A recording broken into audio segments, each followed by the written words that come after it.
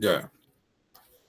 Muy bien. Según lo que me ha enviado José Luis, al parecer nos hemos quedado en la parte de usufructo, eh, referido a qué opciones tiene el propietario cuando el usufructuario no constituye las garantías que están en el título o las que ordena el juez. Y habíamos comentado que la solución a ese supuesto no es la resolución del contrato, porque tratando de ser un derecho real, las reglas de su extinción siguen las reglas establecidas para ese derecho real en el Código Civil, ¿no? No aplican las reglas del contrato, eh, que no se encuentran reguladas en el libro de derechos reales. Pero sí habíamos comentado una solución que sin afectar la continuidad del usufructo, este podría verse suspendido a través de la petición a un juez a efecto de que se designe un curador del bien, ¿no? Para que lo administre. Y claro, eso no se encuentra en el libro quinto del Código Civil, sino se encuentra en el libro tercero, que es en el artículo 600 del Código Civil, que está referido a la curatela de bienes, ¿no? Es decir, el incumplimiento de las garantías habilita al propietario para que recurra al juez y el juez designe a un curador. Hemos dicho que no es obviamente un curador de personas, es un curador de bienes, ¿no? Eh, y, el, y el usufructo no se extingue, se mantiene, pero debe entenderse que si el bien está a cargo de un curador, quien está cuidando del bien para que no se destruya o se afecte gravemente, el usufructuario debería estar a un lado, digamos, debería dejar el bien a efectos de que el curador haga su función y en todo caso constituye las garantías, creo yo, podría retornar a continuar su derecho al usufructo constituido en su favor, ¿no?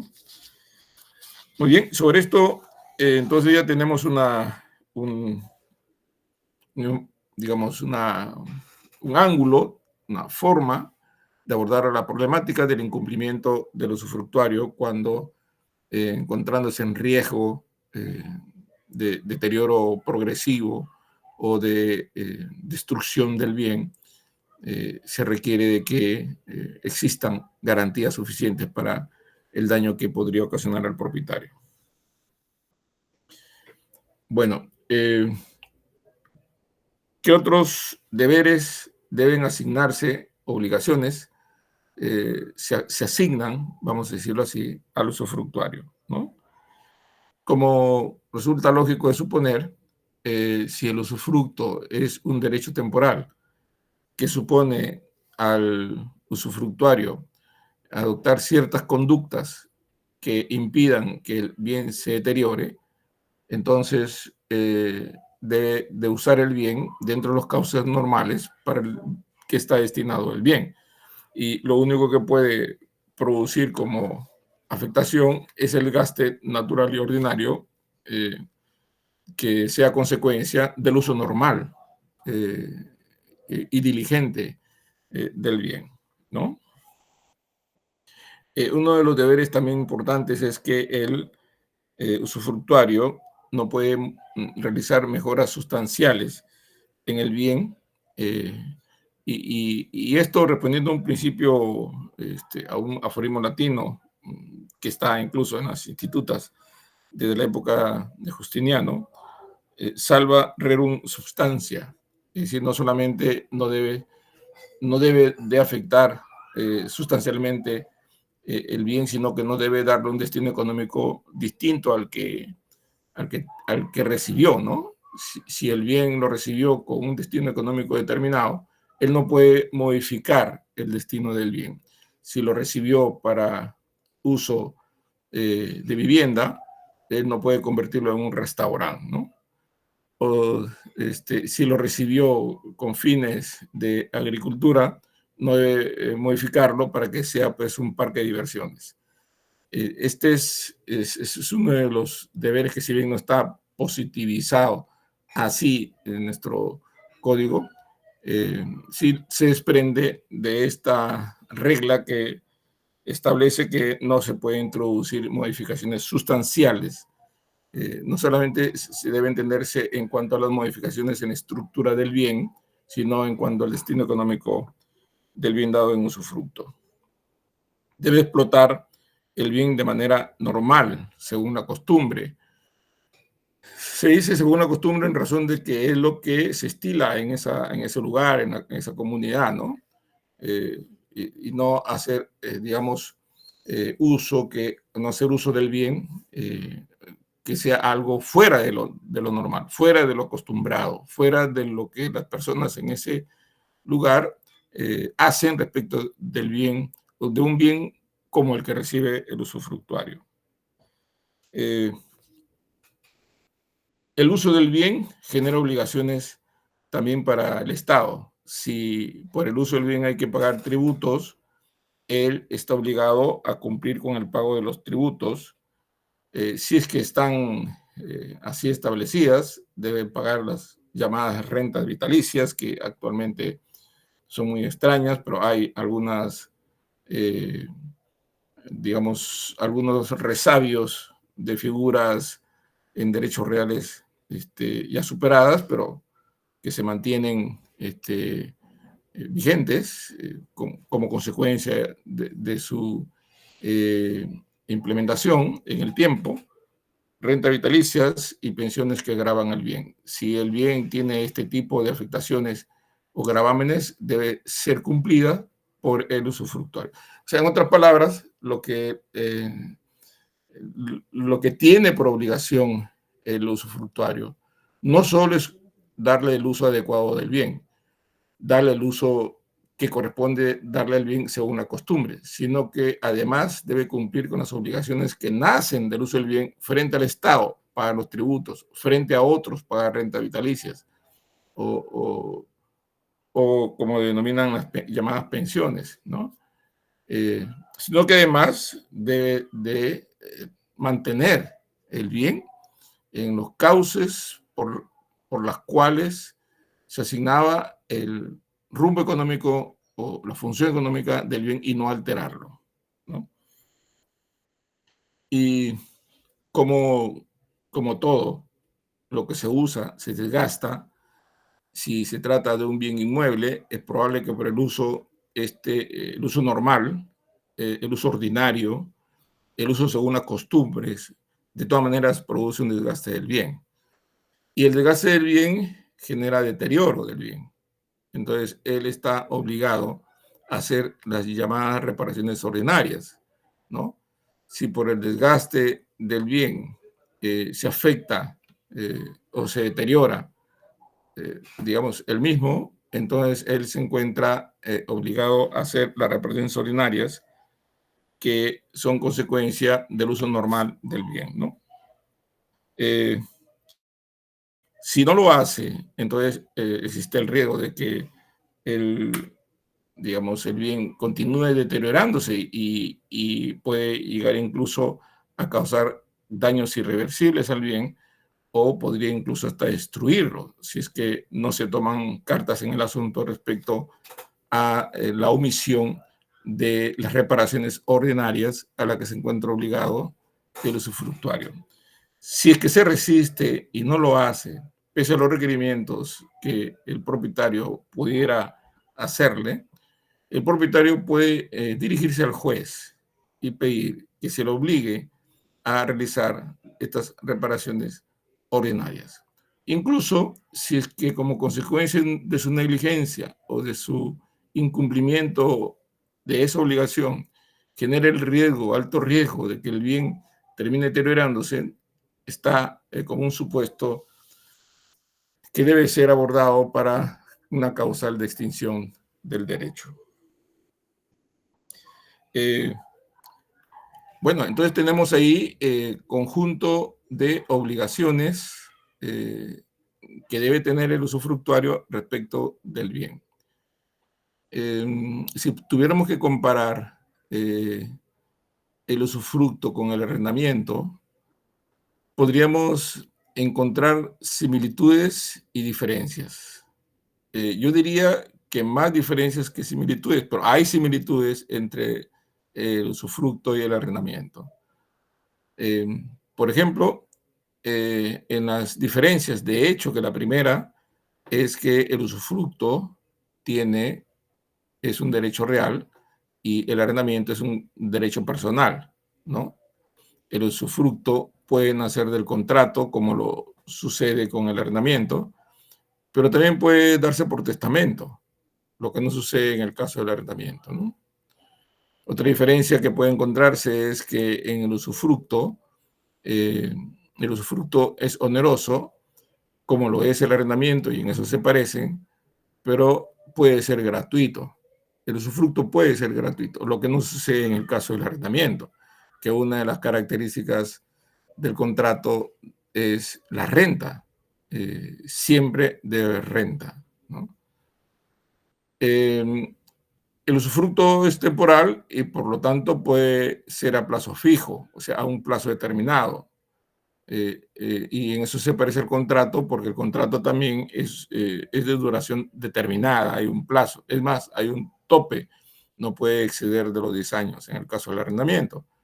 En el caso del usufructo, y en eso también tiene una diferencia, un toque particular, que el usufructo puede ser vitalicio, es decir, puede durar lo que dura la vida de la persona, ¿no? Eh, Sin que esto suponga que al fallecer la persona se transmite ese derecho a los herederos, porque es intransmisible, es decir, no se transmite a los herederos. Eh, es intransmisible por sucesión. Claro, el usufructo sí puede ser transmitido, el derecho, no el bien.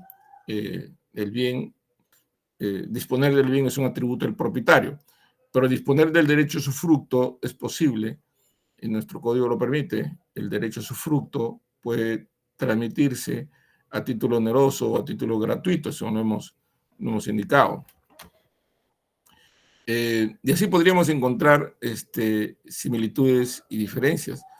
Claro, si tú observas al usufructuario que está en posesión de un inmueble y al costado hay un arrendatario que está en posesión de otro inmueble y los comparas, aparentemente tú no podrías saber si son usufructuarios, arrendatarios o propietarios, porque la posesión pareja para cualquiera advierte de que están usando el bien, ¿no?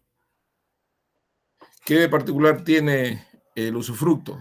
Que además de usar el bien, puede percibir los frutos, los beneficios económicos, ¿no? El arrendatario solo paga renta por usar el bien. Si él quiere ceder el arrendamiento, necesita autorización del arrendador. Y en este caso habría un subarrendatario, si eso sucediera.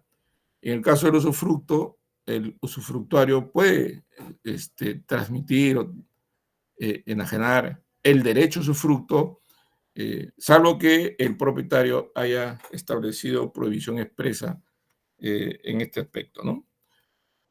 Entonces, estas similitudes entre usufructo y arrendamiento eh, son también evaluados para los fines de entregar un bien a un plazo determinado o no. Las ventajas que tiene el usufructo contra el arrendamiento son muchas.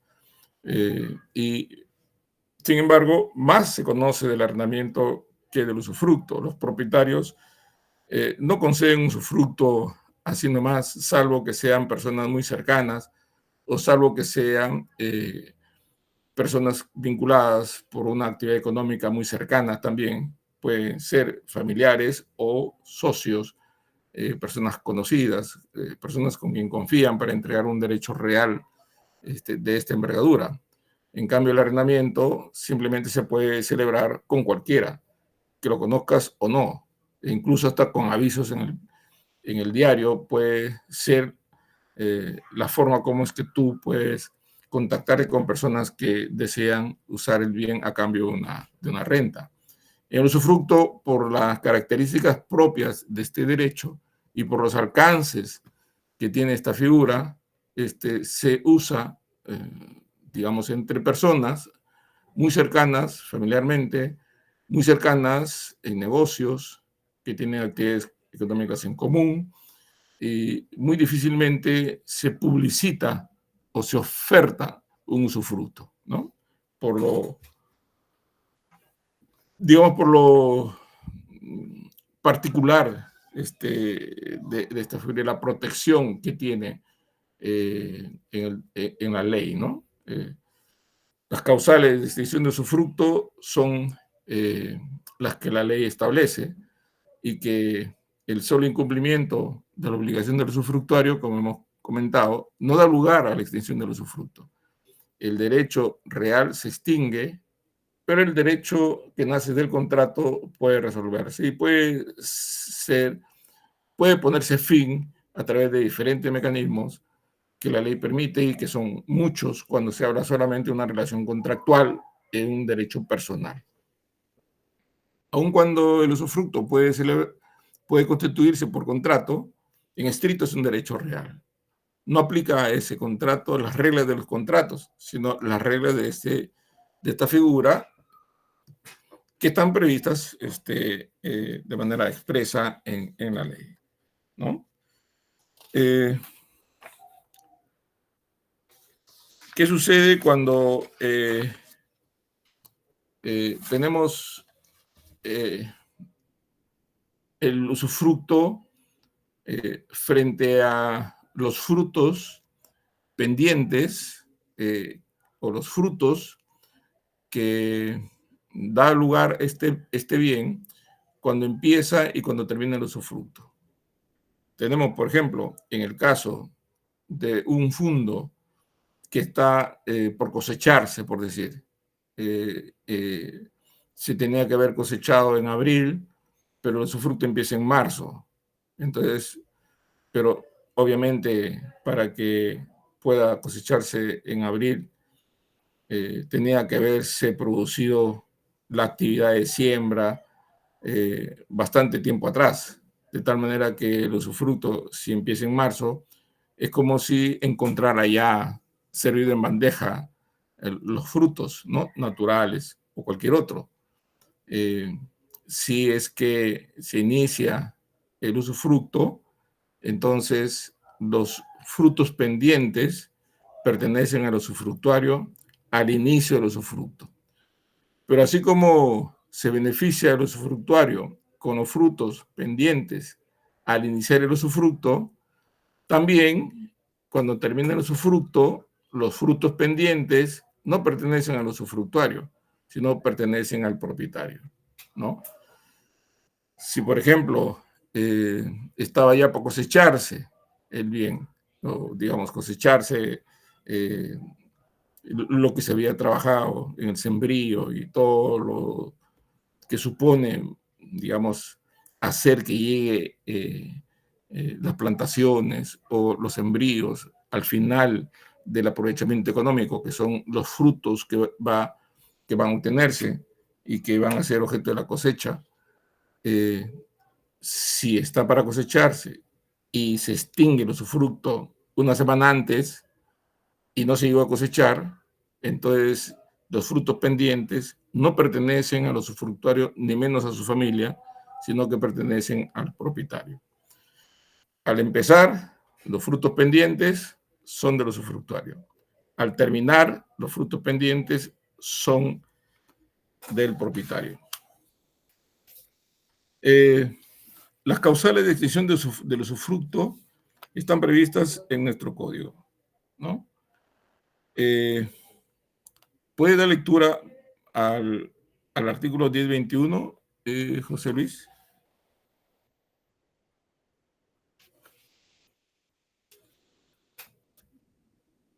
¿Tienes el código?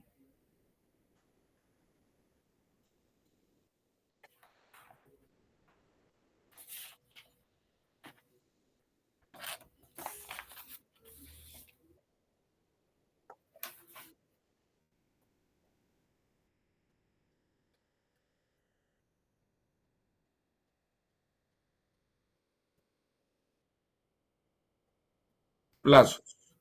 Los plazos del usufructo pueden estar establecidos en el acto constitutivo o, eh, digamos, pueden ser plazos inciertos. Si es, por ejemplo, un usufructo vitalicio, eh, la oportunidad en que el usufructo se extingue es con el fallecimiento, ¿no?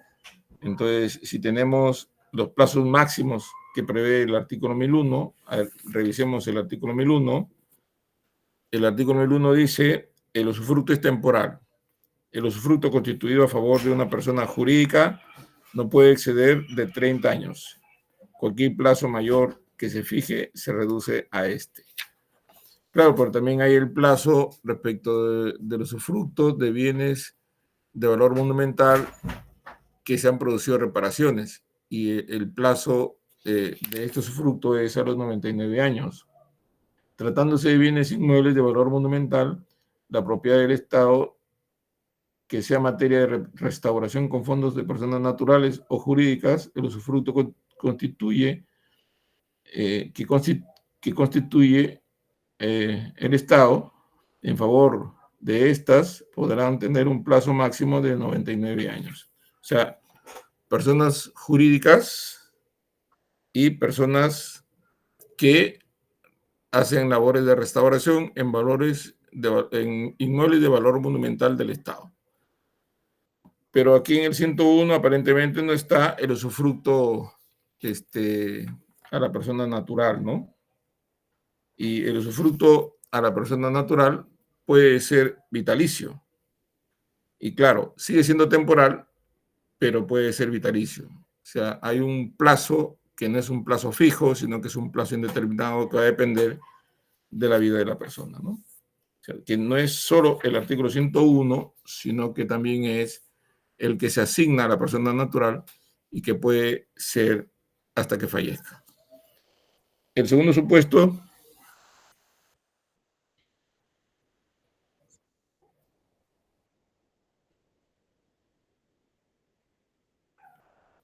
si se constituye el usufructo a favor de una persona y no toma posesión del bien o no ejerce el derecho a usufructo, este derecho se extingue si es que transcurren 5 años sin hacer uso de ese derecho. Miren ustedes que aquí esa es la naturaleza del derecho real, ¿no? Es muy difícil desactivar el derecho real, ¿no?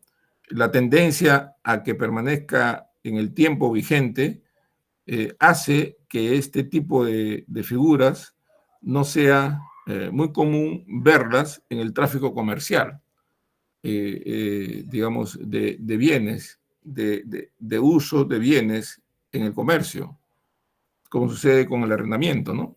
Si tú tienes un derecho de usufructo, si transcurren 5 años sin hacer uso de ese derecho, se extingue el derecho de usufructo. Lo que no sucede en el caso de los contratos respecto de bienes, muebles o inmuebles, que conforme se firma el contrato se entrega el bien, ¿no? Generalmente. El siguiente, la consolidación es cuando la figura del propietario recae en la misma persona que del usufructuario. O sea, dicho en otras palabras, cuando el usufructuario adquiere el bien materia de usufructo, ¿no? Del propietario. Usufructuario y propietario son la misma persona, se consolida. ¿Qué sentido tiene que siga el usufructo si el propietario, además del uso y del disfrute, tiene todos los atributos para explotar el bien, ¿no? Digamos que tiene usar, disfrutar, disponer, reivindicar todos los atributos. Entonces, no tiene ningún sentido ni relevancia que siga siendo usufructuario cuando ya es propietario, ¿no? El siguiente,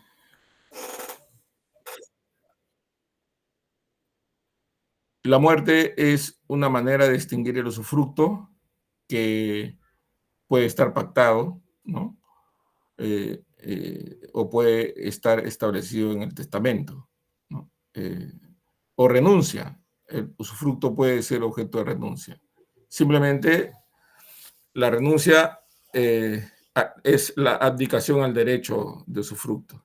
simplemente abdica ese derecho. Es como si es una figura, no es la misma, pero es parecida al abandono. Decide no ser más titular del derecho. Es una de las características de los derechos reales, la renuncia al derecho. O simplemente el abandono en otras figuras. En este caso estamos hablando de la renuncia. El siguiente,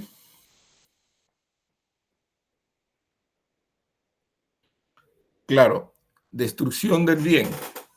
Se extingue el usufructo respecto del bien, ¿no? Pérdida total del bien se entiende, podría entenderse de la pérdida, digamos, para diferenciarlo de la destrucción, es cuando el bien se pierde eh, por razones de que se le asigna a ese bien una función que ya no puede ser usada por particulares. Es decir, cuando ese bien deje de ser un bien privado y se convierte en un bien público. Deja de ser un bien de un particular para ser un bien del Estado. Se pierde para el particular el bien, ¿no?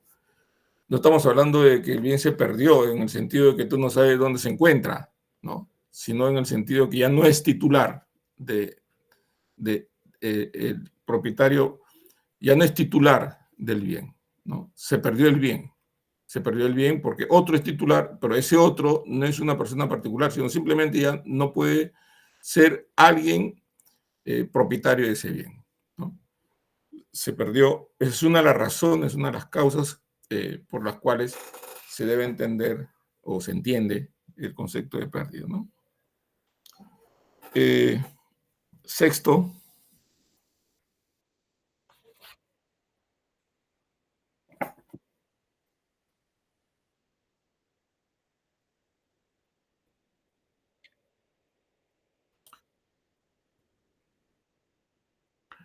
este punto sexto es muy importante porque no es suficiente que el propietario señale que no se hicieron las reparaciones ordinarias y en consecuencia ese incumplimiento da lugar a la extinción del usufructo. Eh, Recuerden que en el caso del usufructo, eh, la aseveración del propietario no es suficiente para que el usufructuario, digamos, esté vinculado a lo que el propietario afirme. Y en estos supuestos se recurre al juez para que sea el juez quien finalmente establezca si lo que dice el propietario se ajusta a la realidad, ¿no? Eh, el juez determinará si la omisión en las reparaciones ordinarias causa un deterioro significativo que pone en riesgo la existencia del bien. Lo que podría decir el propietario lo corrobora el juez. El juez establece si lo que el propietario afirma es correcto, porque podría ser que el propietario exagerado, ¿no?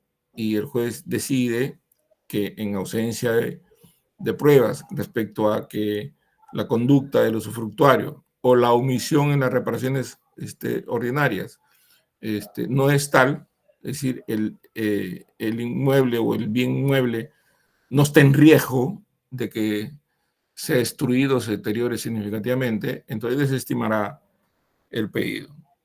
Diríamos que estamos hablando de haberse enajenado o deteriorado el bien. Recuerden que el usufructuario puede enajenar su derecho a usufructo, pero no puede enajenar el bien.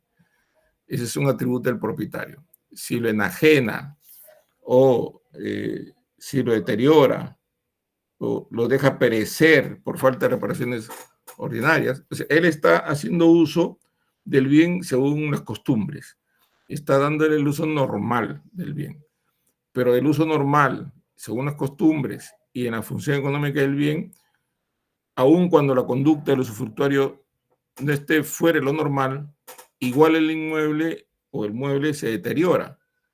Y si se deteriora, el usufructuario tiene que hacer, como decíamos hace un momento, las reparaciones ordinarias. Si no las hace, existe el riesgo de que ese bien perezca o se destruya o se deteriore gravemente y afecte sustancialmente el bien. Pero eso, ¿quién tiene que evaluarlo? No basta con la opinión que dé el propietario, sino que es necesaria la intervención del juez. Y en este caso, la norma establece que el juez declara la extinción, ¿no? Si advierte que lo enajenó, se advierte que no hizo las reparaciones ordinarias o su conducta ha hecho que el bien se deteriore sustantivamente, entonces el juez declara la extinción. Muy importante este supuesto último que acabamos de mencionar.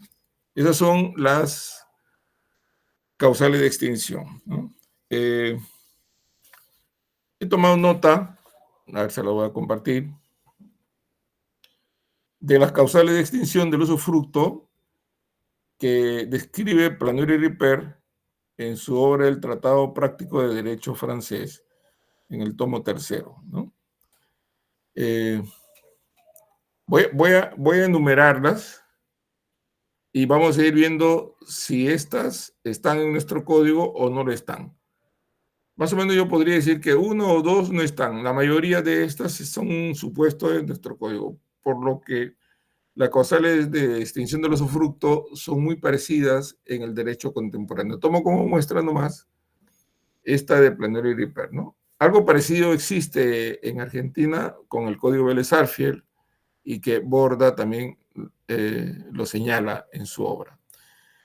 A ver, tenemos 9 causales según Planier y Ripert y la comparamos con lo que acabamos de mencionar de nuestro código. La primera causal que señala Planier es la muerte del usufructuario, igual que nosotros. En nuestro caso está en el cuarto supuesto, la muerte del usufructuario, extingue el usufructo. Además, precisa en esa causal algo importante. El usufructo no se hereda y que el usufructo es vitalicio, ¿no? Y si el beneficiario es una persona jurídica, ¿aplicaría este supuesto? ¿Qué opinan ustedes? Si el Profesor, yo creo usufructuario... que sí se puede. O sea, en la persona jurídica sería con la disolución de la persona jurídica. Yo creo que ahí el usufructo ya perece como tal. O sea, no solo es para persona natural, sino también puede ser para persona jurídica. asimilar la causal de fallecimiento del usufructuario que aplica para las personas naturales, aplicarla también para las personas jurídicas, porque el usufructo también puede recaer en beneficio, sobre un bien en beneficio de una persona jurídica, no solamente de una persona natural, ¿no? Si la persona jurídica se extingue, es como si aplicado al ser humano fallece, ¿no es cierto? Porque ninguna de las causales, ni en nuestro código ni en ningún otro, establece la extinción del usufructo cuando esta se refiere a la persona jurídica y esta persona jurídica se ha extinguido. La idea es que la persona jurídica, cuando se extingue, es como cuando la persona natural fallece, digamos, guardando la distancia, por supuesto, porque uno es una entelequia jurídica y el otro es la realidad, ¿no? Pero para los fines digamos, de la existencia de la persona, igual, la muerte extingue la existencia de la persona y la disolución de la persona jurídica extingue también la persona jurídica. Creo que sí podría aplicarse, ¿no? La segunda causal que menciona Planiol y Ripert está referido al cumplimiento del término, o sea, al cumplimiento del plazo, ¿no? Eh,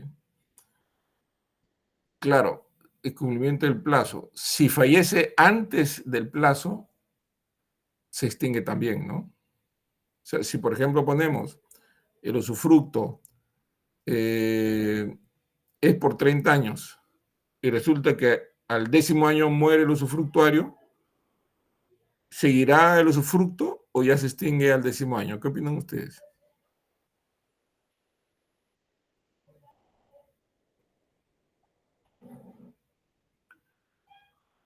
no tiene sentido que el usufructo siga si el usufructuario está fallecido, ¿no? Aplica la primera causal, la muerte del usufructuario, independientemente del plazo que se haya establecido en el acto constitutivo, el fallecimiento del usufructuario pone fin al usufructo, aun cuando no se haya cubierto el plazo pactado, ¿no? Tercero, pérdida total de la cosa. Pérdida total de la cosa. La pérdida de la cosa tiene, en realidad el concepto de pérdida, descartamos la figura de que debe entenderse como pérdida que no conoces dónde está el bien, que es como un bien perdido. No, eso no es.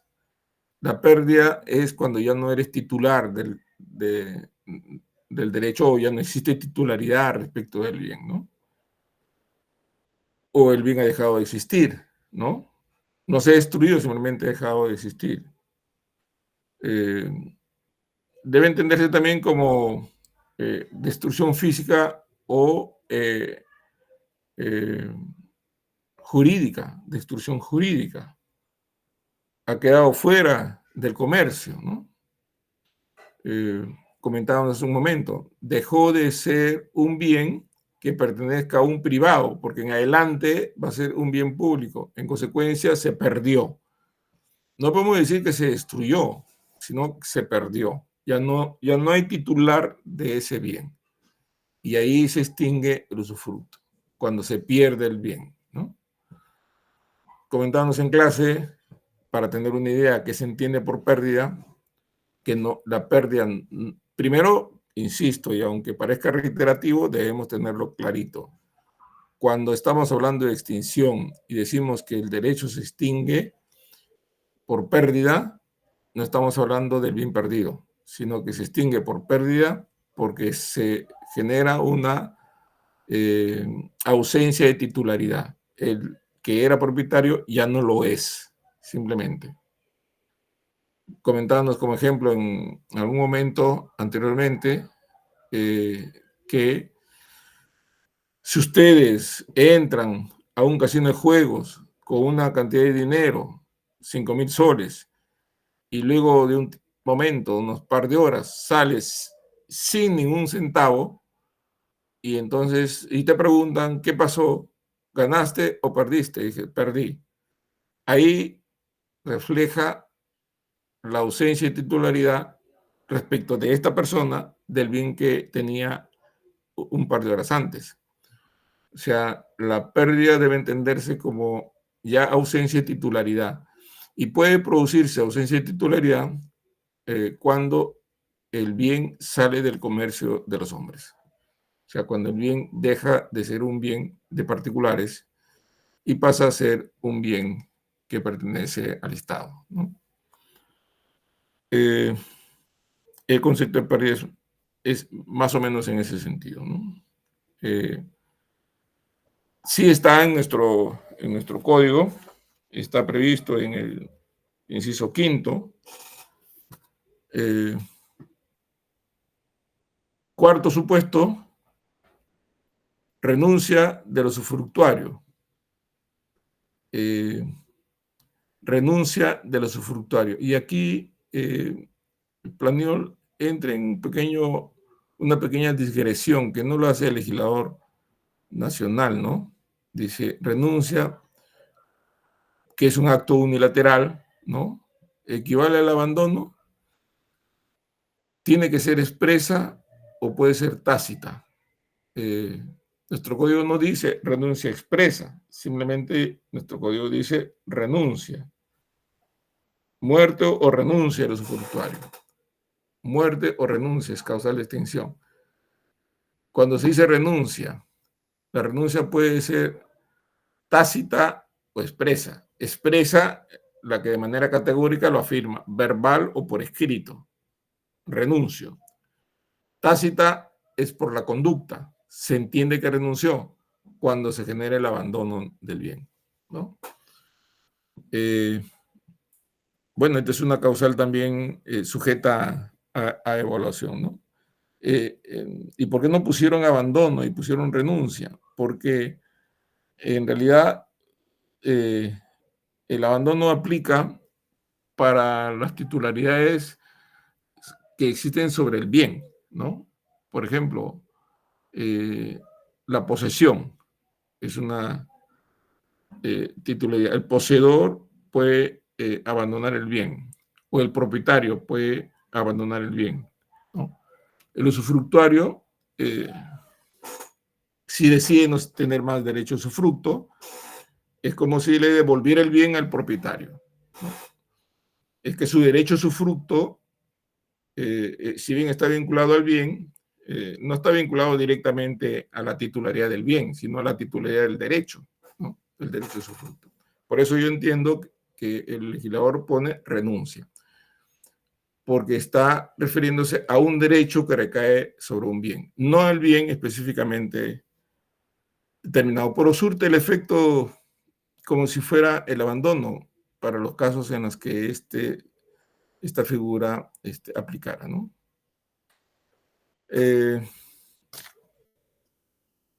Una quinta causal que se aprecia de extinción del usufructo de Planero y Ripper es el desuso por 30 años.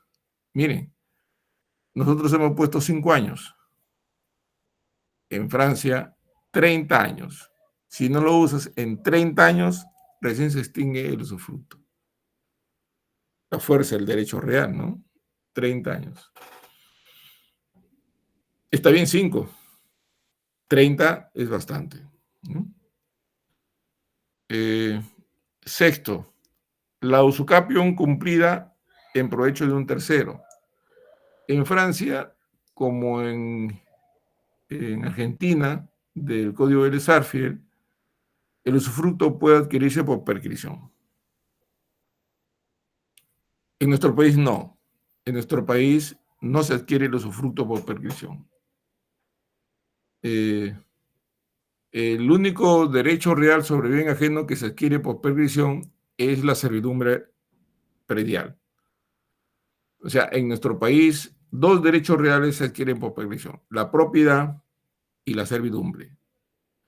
En Argentina y en Francia se adquieren 3 derechos reales: la propiedad, la servidumbre y el usufructo. Es posible, este es un supuesto que no está en nuestro código, ¿no?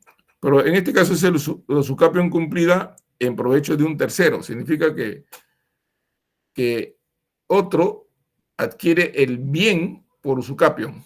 Pero ¿cómo puede adquirir el bien por usucapión si quien usa el bien es el usufructuario? Salvo que el usufructuario no haya usado el bien, ¿no? Si el usufructuario no usa el bien, entonces un tercero puede adquirir por usucapión el bien, porque ese tercero usó como si fuera propietario.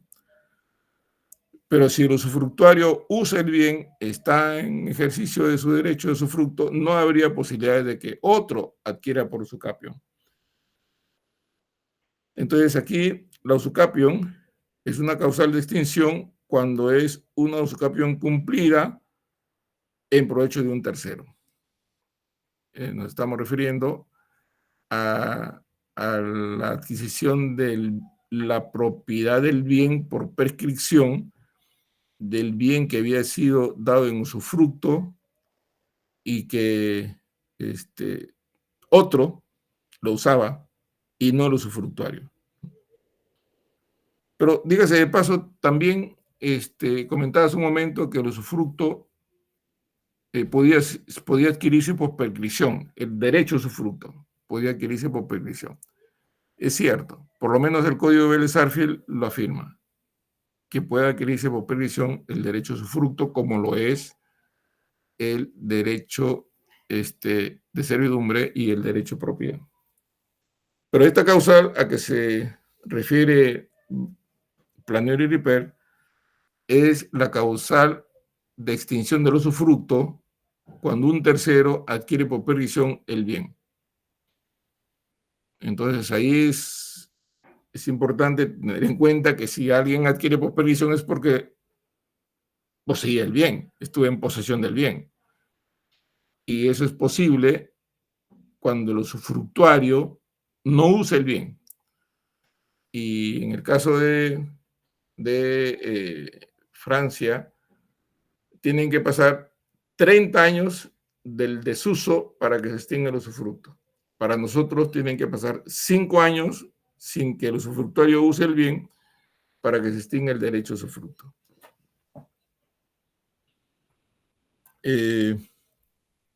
Séptima causal es la consolidación, que también ya le hemos mencionado para nuestro código. Octava causal, caducidad por abuso del disfrute. Caducidad por abuso del disfrute. Esta causal bastante resumida es la que nosotros hemos comentado en el inciso sexto del 1021 por el abuso del usufructuario que haga de su derecho.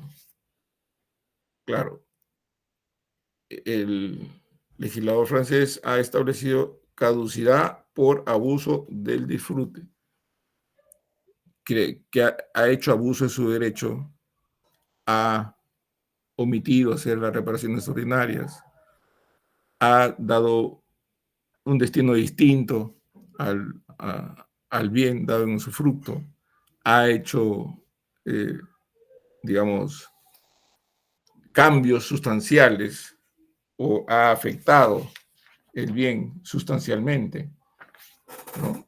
Lo ha deteriorado, hay riesgo de perecer, etcétera. No lo pone en ese detalle, pero nuestro código lo aborda, pero de una manera muy particular, ¿no? En este caso, habla de la caducidad por abuso del disfrute. Finalmente, esta es una causal que no está en nuestro código, que es la resolución del derecho del constituyente. La resolución del derecho del constituyente. Aquí sí aplica la resolución contractual, ¿no? Lo que no aplica en nuestro código, aplica para el caso del derecho francés, según lo menciona Flanery-Ripert. Quiero aclarar esta sexta causal de Flanery-Ripert, que en esta causal, por si acaso, no se señala que el usufructo se adquiere por usucapio, sino que esta causal señala que el usufructo se extingue porque un tercero adquirió por prescripción el bien dado en usufructo. Un tercero adquiere por prescripción, ¿no? Y claro, la única manera que puede suceder eso es que el usufructuario no esté en uso del bien. Y el plazo tiene que ser suficiente para que, estando vigente el usufructo, otro lo use y a través del uso lo adquiera por prescripción. En nuestro caso, si es 5 años, tendría que haber justo título y buena fe para que alguien posea el bien que está dado en usufructo a otro y este otro no usa el bien. Que recibió el bien en usufructo no usa por 5 años. Y entonces llega el 5.º año y se adquiere por prescripción. Se extingue también el derecho a usufructo. En el caso, si es que esta causal estuviera comprendida también, ¿no? Bueno, pero en el caso del derecho francés, se trata de un desuso de 30 años y se puede adquirir por prescripción con justo título a los 20 años, ¿no?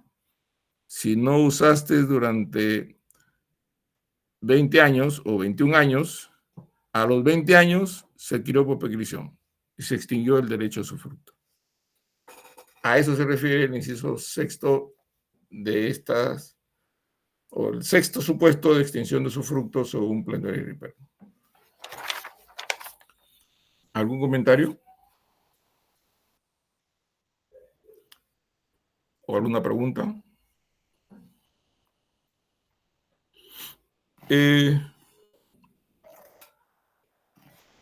Modificación del usufructo. ¿Qué pasa si se destruye el bien? Digamos, que el usufructo recae sobre el suelo y la edificación, ¿no? Si se destruye el bien el usufructo queda vigente respecto del suelo, ¿no? Y la parte que se destruye, claro, sin que sea responsable el usufructuario, ¿no? Simplemente se destruye por vetustez o por antigüedad, por no atribuido a la conducta del usufructuario, sino simplemente a la, digamos, a la forma como está diseñado o a la antigüedad del inmueble, etcétera. Entonces, continúa el usufructo respecto del suelo, ¿no? Si se destruye por dolo o culpa de un tercero, eh, el usufructo se transfiere a la indemnización que debió haber percibido eh, por parte, o sea, debió haber percibido el propietario, ¿no? Por la destrucción del bien por culpa de un tercero, hay una indemnización, esa indemnización vendría a ser el usufructo a favor del usufructuario y no del propietario. El dinero que se paga por la destrucción del bien por dolo o culpa de un tercero, entonces el usufructo recae sobre el bien, ¿no? Claro, si el usufructo es solo respecto al edificio y este se destruye, se extingue el usufructo, ¿no? Y como decía hace un momento, si el usufructo recae sobre la edificación y el suelo, se destruye no por culpa del usufructuario, continúa el usufructo respecto al suelo y sobre los bienes que han quedado de la destrucción. Eh, si el usufructo recae en un fundo del que forma parte un edificio y este se destruye por accidente o vetustez, tiene derecho al suelo y a los materiales, ¿no? Como decíamos hace un momento.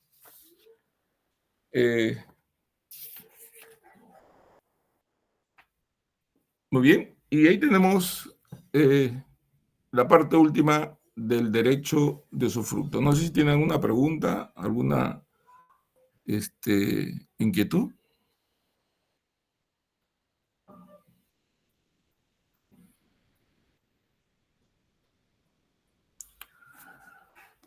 Bien, vamos a ver ahora uso y habitación.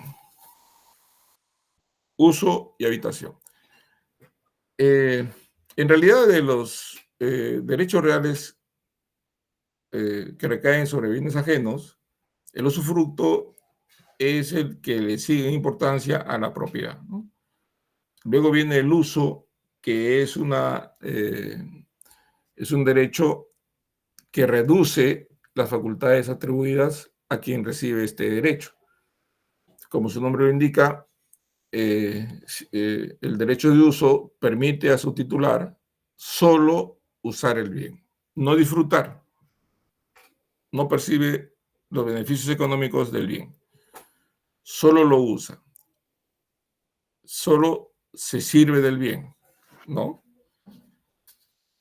Entonces solo está el atributo jus utendi, el de usar, ¿no? Esta es una de las servidumbres personales, ¿no? Que, digamos, sí es intuito persona, en el sentido de que solo debe ejercer el derecho el usuario, no puede transferirlo, no puede enajenar el derecho. Él debe de ejercer ese derecho. Es un derecho autónomo, no es un derecho que dependa de otro, en el sentido del usufructo, por ejemplo, sino que es un derecho autónomo. Recae sobre bienes muebles o inmuebles. Generalmente se entiende que recae sobre inmuebles. Se sirve del bien incluso para vivienda, y cuando el bien inmueble dado en usufructo se usa como vivienda, se le conoce con el nombre de derecho de habitación, ¿no? Que sirve como morada para el usufructuario y su familia.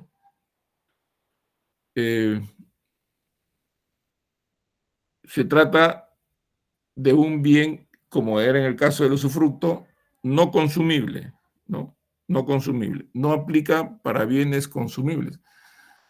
En el caso del usufructo, habíamos dicho que existe la figura del usufructo imperfecto, que es el usufructo, el cuasi usufructo, que puede recaer sobre bienes fungibles, como es el dinero, o recaer sobre un crédito, ¿no? El cuasi usufructo o usufructo imperfecto puede recaer incluso, según menciona Borda, puede recaer incluso sobre bienes consumibles, pero no es un usufructo del que se regula comúnmente en el Código Civil, sino que está regulado por normas particulares, porque se entiende que los derechos reales recaen sobre cosas, ¿no?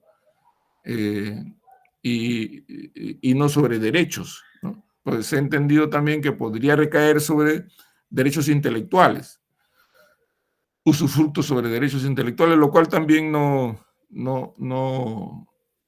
estaría, digamos, eh, eh, regulado por el Código Civil, que ya hemos dicho desde el comienzo del curso, que los derechos reales recaen sobre cosas y no sobre entelequias. Pero además, si el usufructo recae sobre bienes eh, fungibles o bienes consumibles, no estamos frente a un usufructo en estricto sentido, sino que se le conoce como cuasi usufructo o usufructo imperfecto.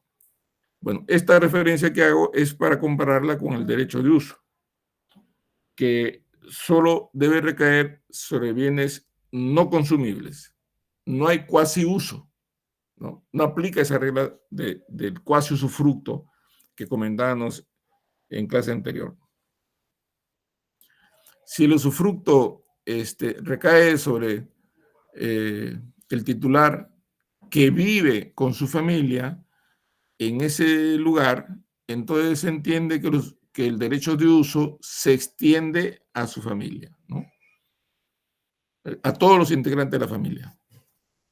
Claro, ahí podríamos pensar que si estamos hablando de la familia no solo es papá, mamá, hijo, puede ser hermanos, el hermano del usufructuario, el hijo del usufructuario, el papá del usufructuario, ¿correcto? Los nietos del usufructuario. Todo eso es el conjunto de familia.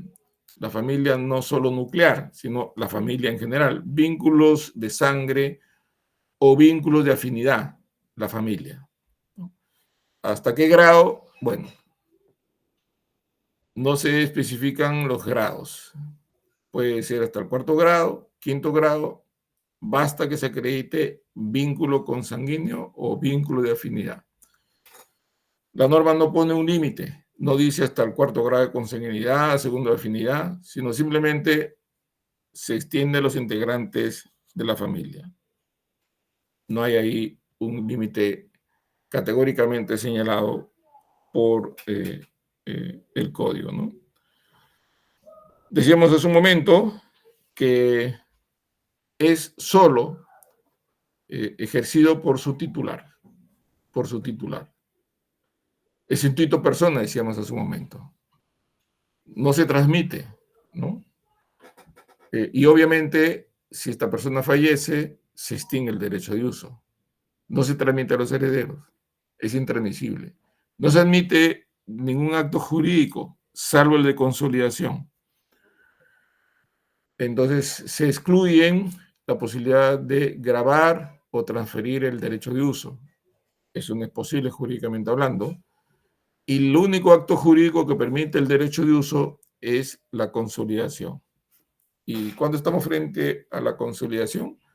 Cuando el usuario se convierte en propietario. O sea, la única manera que puede extinguirse el derecho de uso es cuando el usuario adquiere la propiedad del bien, ¿no? Y se convierte en propietario. Es el único acto que se le permite al usuario. Dígase de paso, si eso sucede, entonces el derecho de uso se extingue. ¿no? Siendo usuario, ¿puede percibir los frutos? Sí, pero puede percibir los frutos suficientes para su manutención, para su propio consumo.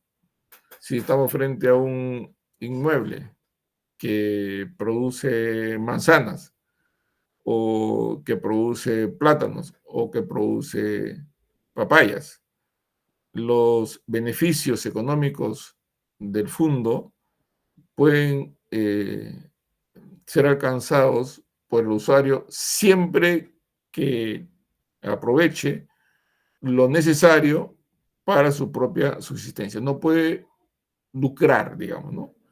No puede vender, no puede hacer uso del derecho de los frutos del bien, de los frutos que genera el bien, sino hasta lo suficiente para que pueda ser consumidos por él y por su familia. Si produce leche, consume leche, pero no para enajenarlos o transferirlos. No se puede beneficiar de los frutos, sino dejaría de ser usuario y se convertiría en usufructuario. Lo suficiente para satisfacer las necesidades de él y de su familia, ¿no? El usufructo, perdón, el uso, como lo es el usufructo, es un derecho temporal, ¿no? Se constituye por contrato, por acto jurídico unilateral o por testamento. Al igual que el usufructo, el derecho de uso puede ser a plazo o puede ser vitalicio. Recae solo sobre la persona, ¿no? Y claro, también puede ser constituido por la ley. La ley puede eh, dar lugar a la constitución del derecho de uso. Ya hemos visto en clase, comentábamos la semana pasada, que el derecho de uso, que si es casa habitación se usa como morada, del cónyuge supérsite que está en el artículo 731, que hemos leído en clase anterior, el derecho de uso cuando recae en el bien que sirve de morada de la pareja de esposos. Fallece uno de ellos y el cónyuge supérsite tiene derecho a usar el bien hasta que fallezca, ¿no? Sin obligación de reembolsar a nadie por el uso, ¿no? Es decir, tiene el derecho a usar de modo gratuito y vitalicio, ¿no? Entonces, esta es también una forma de adquirir el derecho de uso eh, por mandato legal, ¿no? Eh, ¿Qué pasa si el usuario sigue en uso del bien luego de vencido el plazo? Aquí no hay, como en el arrendamiento, digamos, un plazo adicional o que el derecho de uso continúa si es que posee el bien y sigue usando el bien, pero el plazo está vencido. Entonces no es que se extienda el derecho de uso. Vence el plazo y se acabó el derecho de uso. Si sigue usando el bien, sería un poseedor sin título, ¿no? Es decir, sería un poseedor precario. El derecho de uso termina al vencer el plazo o al fallecer el usuario. No hay forma como el propio usuario, luego del plazo, siga siendo, sigue estando vigente ese derecho.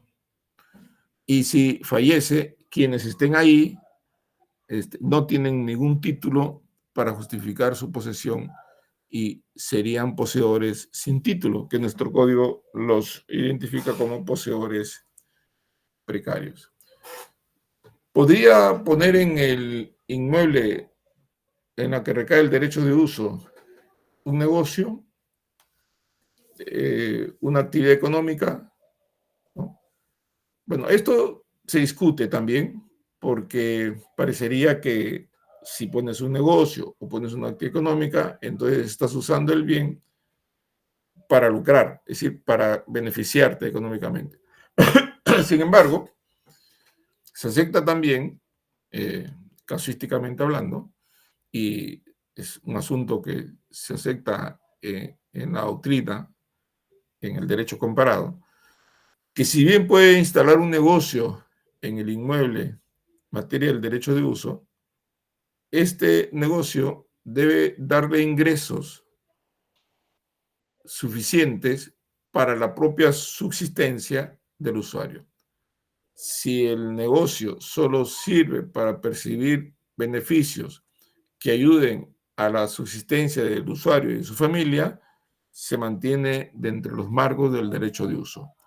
Pero si ya los ingresos o las ganancias o los excedentes van por encima de lo que el propio usuario necesita para poder subsistir, entonces se estaría desconfigurando, se estaría desvirtuando el derecho de uso y pasaría a convertirse en derecho de usufructo, lo cual, digamos, sería un exceso, ¿no? Ahí sería un abuso del derecho por parte del usuario.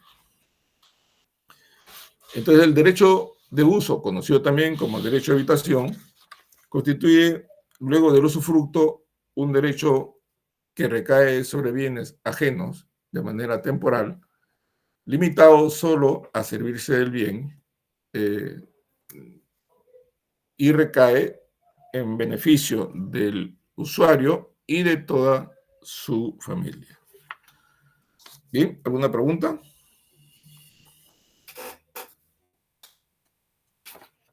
Sí, profesor, una pregunta. En caso Sí. del uso y habitación, ¿cuáles serían los modos de extinción de esta? ¿Serían las mismas que el usufructo? Sí, la misma del usufructo. Aplica al usufructo, perdón, aplica al derecho de uso las reglas del usufructo en lo que corresponde a su naturaleza, ¿no? No hay ahí, digamos, una figura diferente, porque es muy similar al usufructo, solo que, digamos, el ejercicio de uno de los dos, uno de ellos es el que ejerce el derecho de uso. Así que las reglas del usufructo aplican al uso en lo que a su característica y naturaleza le corresponden, ¿no? Y las causales de extinción aplican también.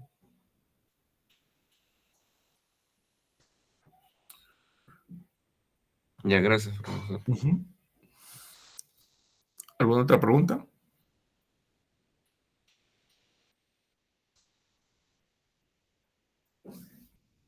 Bien, vamos a hacer unos 10 minutos de break y continuamos en 10 minutos.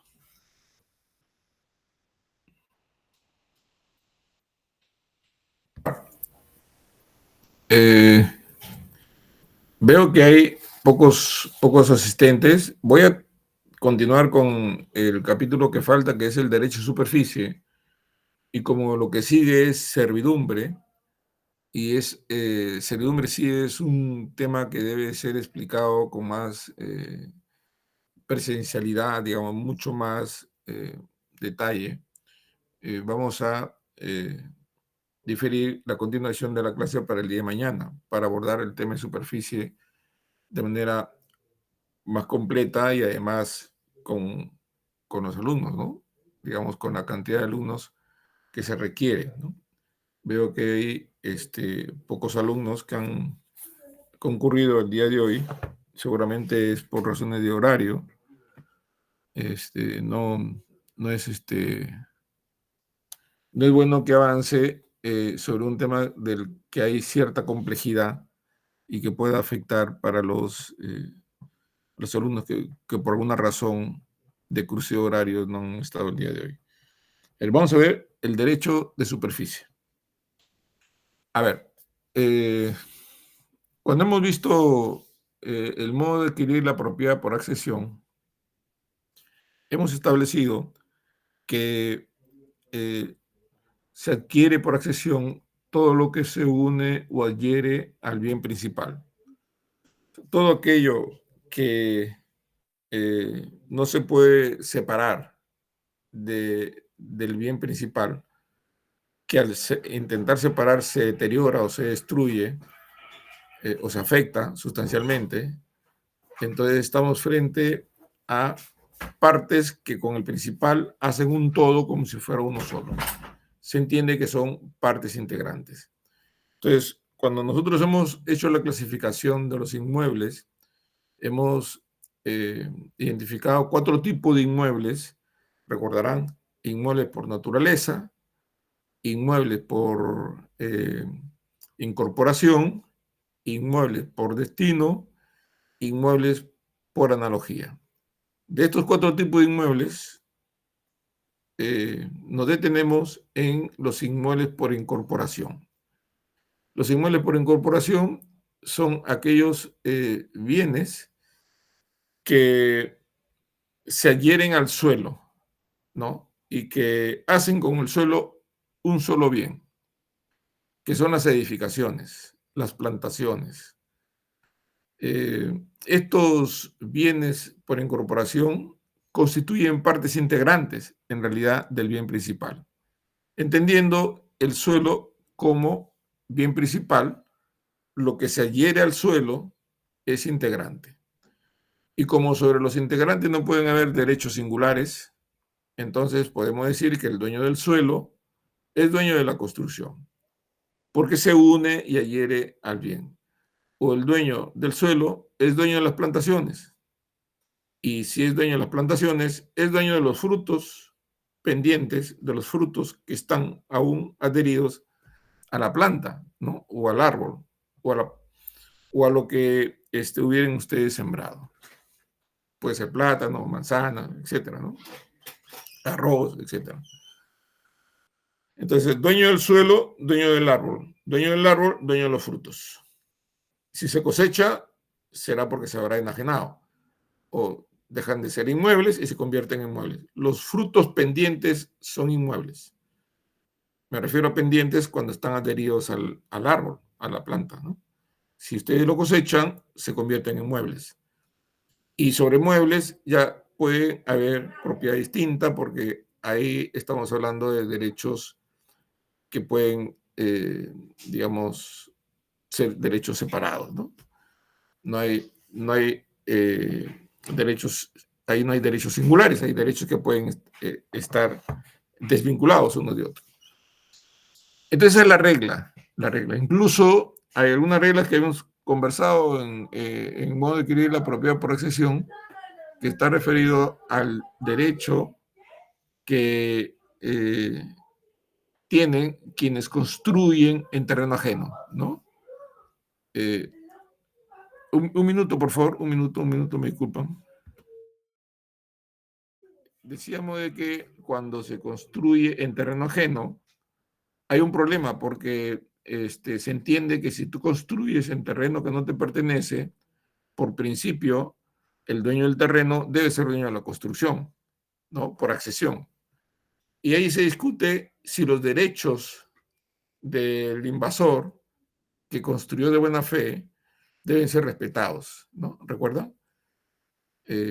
¿Por qué? Porque tiene que decidirse quién finalmente va a ser compensado por un hecho que la ley establece que no le pertenece, ¿no? Si yo construyo en terreno que no me pertenece, estoy construyendo un bien que terminará siendo el propietario del suelo, pero yo lo he hecho de buena fe.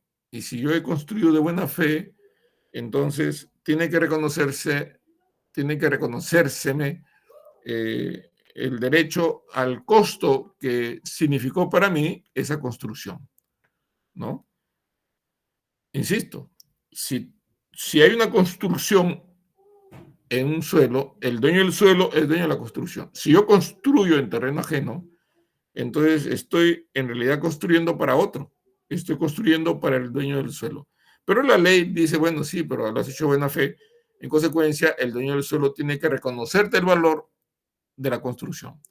Y si el dueño del suelo no te lo quiere reconocer, entonces tú puedes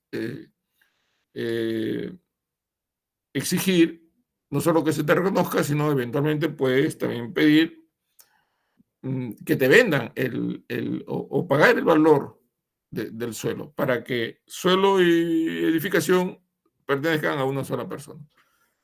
Miren todas las complicaciones que surgen cuando se construye en terreno que es ajeno. Estas complicaciones desaparecen con el derecho de superficie, ¿no? Así que el derecho de superficie rompe una regla importante en relación a los bienes integrantes del bien principal, que no deben haber derechos singulares. El dueño del suelo es dueño de la edificación. Esa es la regla, es el principio respecto a la relación que existe entre el bien principal y el integrante. En la superficie sucede una cosa completamente distinta. Es un supuesto pensado por el legislador que rompe por excepción esta regla de que el dueño del suelo es dueño necesariamente de la construcción que se ha levantado sobre ese suelo. Y entonces existe la posibilidad de que el dueño del suelo autorice a otra persona a que construya sobre el bien de su propiedad, el suelo que le pertenece, sobre el bien suyo, construya una edificación y esa edificación sea propiedad del superficiario. O sea que la edificación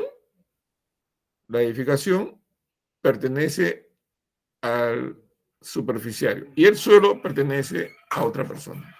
O sea, estamos frente a un desdoblamiento de un derecho que en principio debería ser uno solo, pero que se desdobla en propiedad de lo construido separadamente de la propiedad del suelo.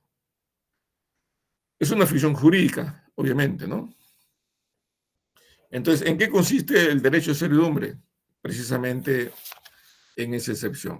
Es el derecho real, un derecho subjetivo, que permite al superficiario el goce de la facultad de tener temporalmente una construcción en propiedad del superficiario sobre o bajo la superficie del suelo. O sea, podríamos tener que el derecho de superficie es un derecho primero temporal. ¿En qué consiste ese derecho temporal? Que el superficiario construye en terreno ajeno, autorizado por el propietario del suelo, y esa edificación le pertenece, es propiedad. Pero miren que es un tipo de propiedad temporal, ¿no? Generalmente la propiedad no tiene plazo, no tiene límite, ¿no? Diríamos que puede considerarse como perpetuo, pero es un tipo especial, sui generis, por excepción, de propiedad temporal. ¿Y por qué temporal? ¿Cuánto tiempo debe durar? La temporalidad tiene un tope. Es temporal porque no pueden subsistir perpetuamente una persona propietaria de la edificación y otra persona propietaria del suelo cuando la edificación es integrante del suelo. Cuando se supone que siendo integrante no deben haber derechos singulares, derechos distintos. Y la temporalidad se fija en el acto constitutivo del derecho de superficie. Nuestro código dice que el plazo debe ser 99 años, como máximo, 99 años. Y esta temporalidad hace que mientras esté vigente el derecho de superficie en el plazo contratado, se mantendrán las propiedades separadas, ¿no? Y claro, el derecho de superficie supone la posibilidad de que se levante una construcción encima del suelo y debajo del suelo. Si tuviéramos que hablar de un edificio, todo lo que se construye encima del suelo son los departamentos, las edificaciones o las oficinas, los pisos, etcétera, y los aires. Y debajo del suelo, los sótanos, ¿no? Porque recuerden que la propiedad predial no solamente es el suelo, es el sobresuelo y es el subsuelo. Entonces, puede el superficiario levantar una construcción sobre el suelo o debajo del suelo o ambos, ¿no? Y esta es una figura que es de mucha utilidad, ¿no? De mucha utilidad. Se usan para negocios, para actividades económicas en general, ¿no?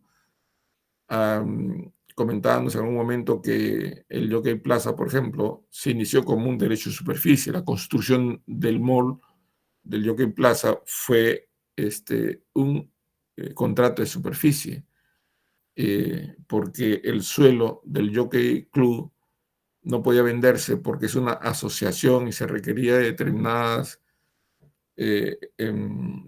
requisitos para que se produzca la transferencia de una asociación bastante numerosa en asociados, ¿no? Y que no todos estaban de acuerdo en vender.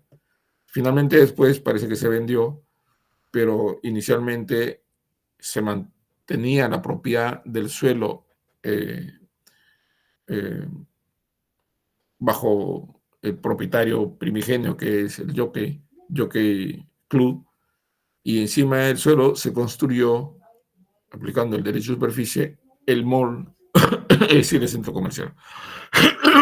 Claro, luego tuvo una crisis económica, no resultaron los negocios como resultaron, finalmente, como pensaban, mejor dicho, y el banco que había financiado la construcción terminó interviniendo el negocio. Entonces, la empresa que primigeniamente inició la actividad de construcción y inició también los alquileres de los locales en los primeros años, no tuvo los ingresos suficientes para poder cubrir sus obligaciones que dieron lugar al financiamiento.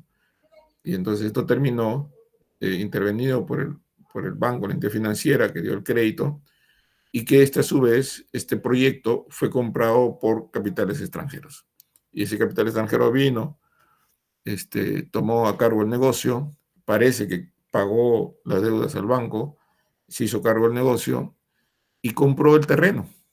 Y finalmente hubo toda una discusión en los integrantes del Jockey Club respecto a que si era válida o no la venta del terreno. El asunto es que finalmente quedó el negocio, no solamente la construcción, sino el suelo a nombre de estas empresas. Pero inicialmente fue derecho de superficie.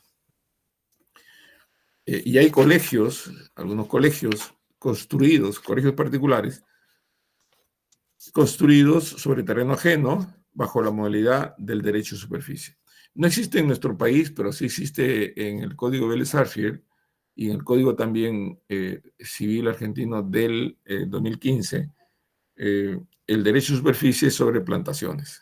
Es decir, no, en nuestro país está edificaciones, pero también se puede extender a plantaciones, ¿no? O sea, yo, digamos, contrato con el dueño de un fondo, del dueño del suelo, la posibilidad de que yo haga plantaciones, que yo digamos, haga campañas periódicas para la cosecha de determinados frutos, generalmente agroindustriales, ¿no? Que luego se exportan, ¿no?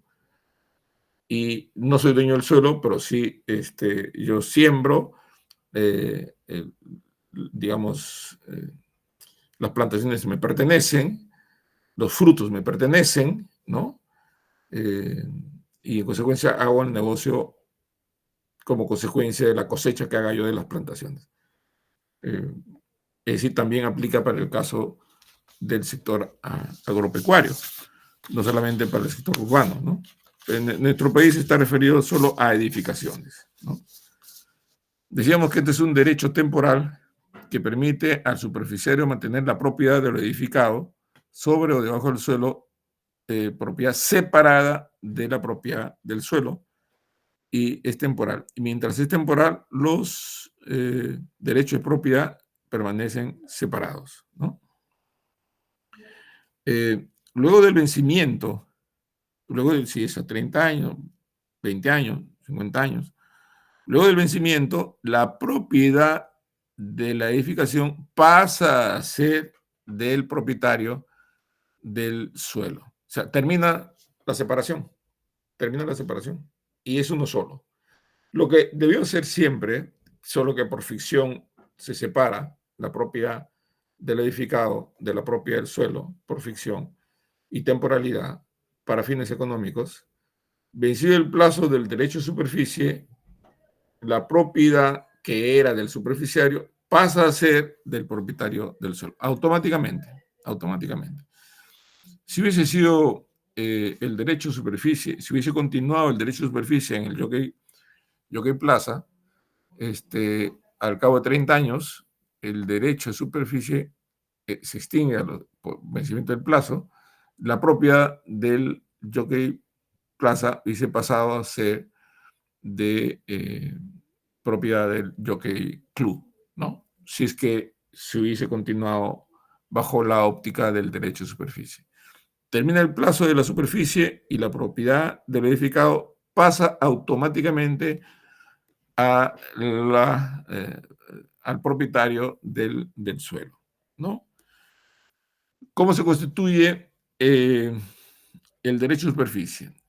Solo por contrato, acto jurídico o por testamento, es decir, por acto entre vivos, contrato, acto jurídico o por testamento, por acto jurídico mortis causa. Es decir, puede ser una cláusula testamentaria la que confiere el derecho de superficie. Este derecho es transmisible, si se puede enajenar, claro, siempre que esto haya sido autorizado. La única manera que no puede transmitirse es que en el acto constitutivo haya prohibición expresa, ¿no? Decíamos que si el suelo es de mayor extensión que lo edificado, la superficie se extiende también a aquellas áreas del suelo que permiten un mejor aprovechamiento de lo edificado, ¿no? Si es que una extensión de, por decir, 1000 metros cuadrados, ocupando una parte de 600 metros cuadrados, levantas un edificio, podría ser que parte de lo que no está en el edificio, de la parte del terreno que no es ocupado por el edificio, pero que es, digamos, cercano al edificio, puede ser usado y ahí extenderse también el derecho de superficie. Por ejemplo, para los estacionamientos o por las entradas, ¿no? O salidas. Es decir, parte del suelo que no es edificación puede ser también incluirse en el derecho de superficie para un mejor aprovechamiento de este derecho, ¿no? El derecho de superficie no se extingue por la destrucción de lo construido. Se puede, mientras está dentro del plazo, volver a construir, ¿no? Porque mientras esté vigente el derecho de superficie, lo construido pertenece al superficiario. Y si el superficiario, por alguna razón ajena a su voluntad, provoca la destrucción o simplemente se destruye el edificio, no significa que se haya extinguido el derecho de superficie, porque mientras esté vigente ese derecho, puede volver a construir o puede, digamos, hacer con su propiedad lo que mejor le parezca.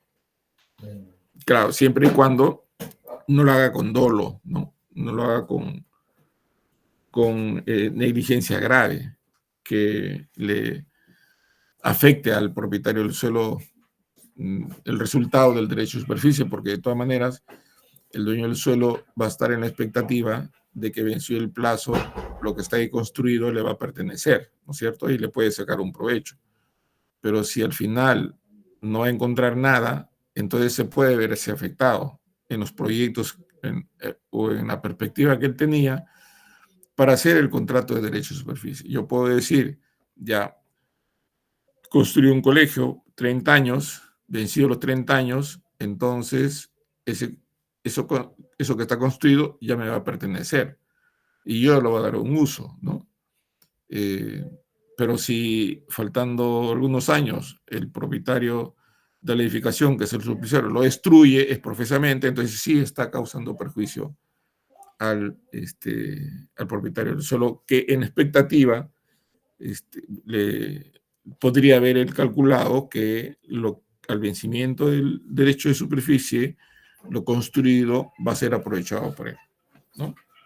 Pero la idea en este caso es que si se destruye lo construido, claro, sin ánimos de dolo, sin ánimos de perjuicio, sin perjudicar a terceros, eso no significa que se extingue el derecho a superficie, ¿no?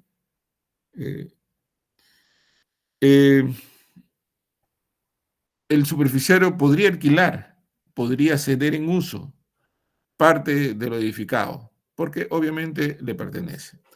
Pero ojo, todos los derechos adquiridos por terceros se circunscriben a las condiciones de la superficie, sobre todo al plazo. Si yo contrato un arrendamiento a 10 años en una tienda de un mall, de un mercado, cuyo derecho de superficie está por vencerse, o sea, le faltan 5 años, se vence el derecho de superficie y se vencen todos los contratos que podrían haberse celebrado en arrendamiento en uso por el superficiario.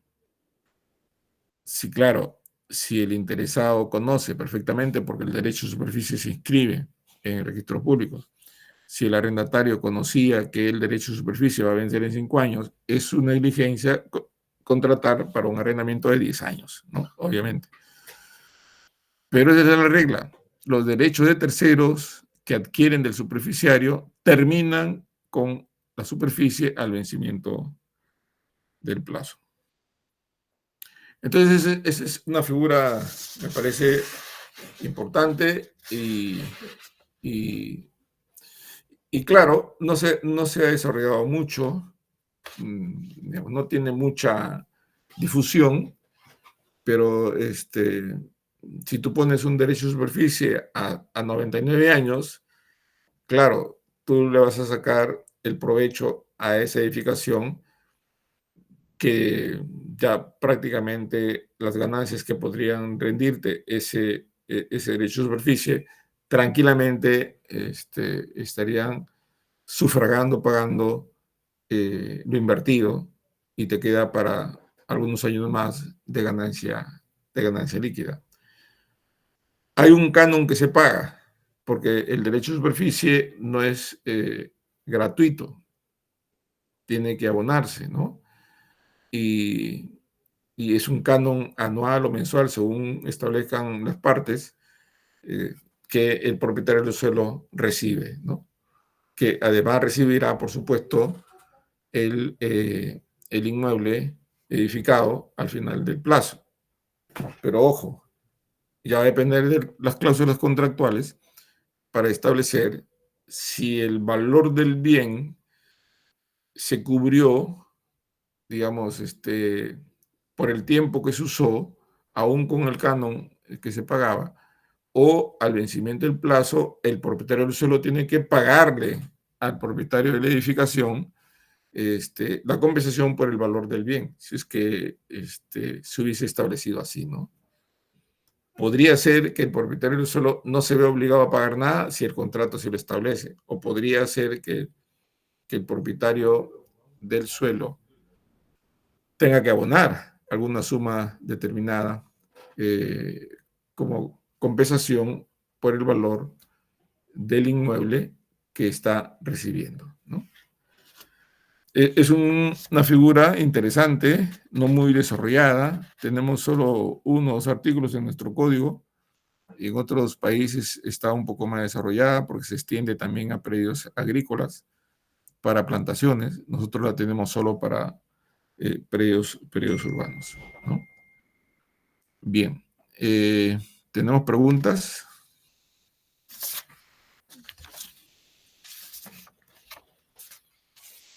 ¿Hay preguntas? Sobre el derecho de superficie, sobre el derecho de uso, lo que quedó del usufructo. Profesor, respecto a la ¿Sí? tutela, no se nos dice nada en el código, ¿no? En el derecho de usufructo. ¿Se entiende que se usa la misma tutela de derecho de propiedad? Para en caso quieres proteger, ¿no? Tu derecho. Ah, no, sí, el usufructuario tiene los derechos, claro, si eres despojado, de recuperar el bien. O sea, eres titular del derecho a usufructo y por lo tanto tienes derecho a defender la posesión y a recuperarla, ¿no? No necesitas que intervenga el propietario. Tú puedes, como usufructuario, hacerlo. Como tú bien dices, el código no dice, no lo regula. Se entiende que es el usufructuario quien ejerce ese derecho, ¿no? De protección, de seguridad, de restitución incluso, ¿no?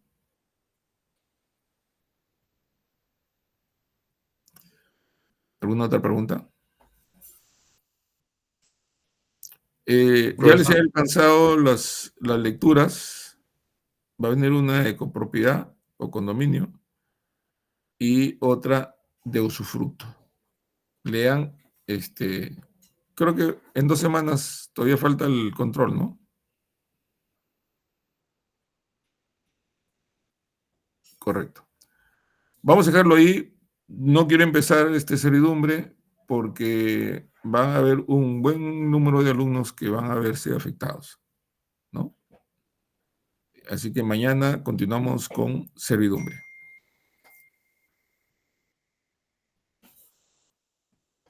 Buenas tardes.